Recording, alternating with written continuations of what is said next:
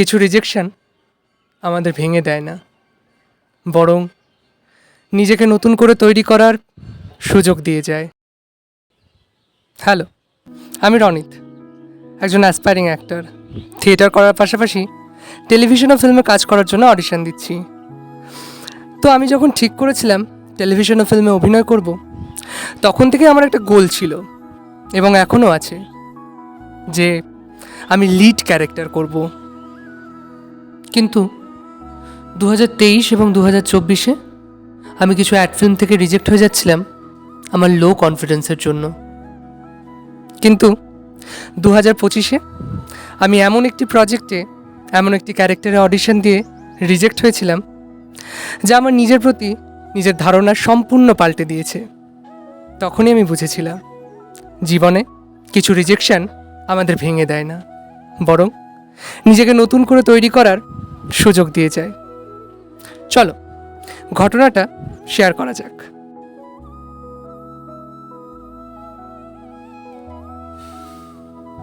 তুমি যখন কোনো বড় স্বপ্ন দেখবে, তখন কিছু মানুষ থাকবে যারা তোমাকে বলবে এটা কখনো সম্ভবই না। আমিও প্রথম থেকে এরকম কথা শুনেছি। প্রথমের দিকে সেরকম কিছু এফেক্ট না করলেও 2024-এর দিকে এসব কথা এফেক্টেড হয়ে আমার কনফিডেন্স লো হয়ে গিয়েছিল। নিজের স্কিলসের ওপরে কাজ না করে আমি এটা ভাবতাম যে হয়তো কেউ কখনো আমাকে কোনো কাজেই নেবে না। ঠিক এরকম সময় এপ্রিল 2025 একটি নামকরা হাউসের কাস্টিং টিমের একজন মেম্বার আমাকে হোয়াটসঅ্যাপ করলেন তাদের আপকামিং প্রজেক্টের একটি ক্যারেক্টারের অডিশনের জন্য।